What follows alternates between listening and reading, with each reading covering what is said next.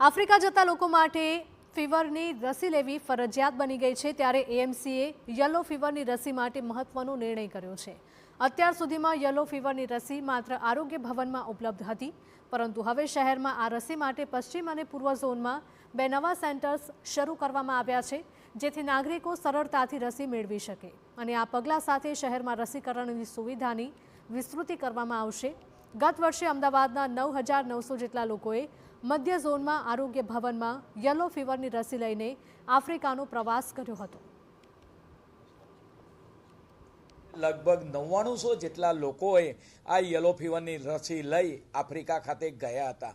પરિણામે દિન પ્રતિદિન જ્યારે આ સંખ્યા વધતી હોય અને જે રીતે સિટી 480 ચોરસ કિલોમીટર એરિયામાં વિસ્તરાયેલું છે, તો નગરજનોને એના ધક્કા ઓછા ખાવા પડે અને ઘર આગળ સુવિધા મળે એ માટે અમદાવાદ પશ્ચિમ અને અમદાવાદ પૂર્વ તો આગામી લગભગ એકાદ મહિનાની અંદર અમદાવાદ પશ્ચિમમાં તેનો લાભ મળશે અને તદુપરાંત આવનાર સમયગાળા દરમિયાન પૂર્વ પટ્ટાની અંદર પણ યલો ફીવર સારવારની રસી આપવામાં આવશે।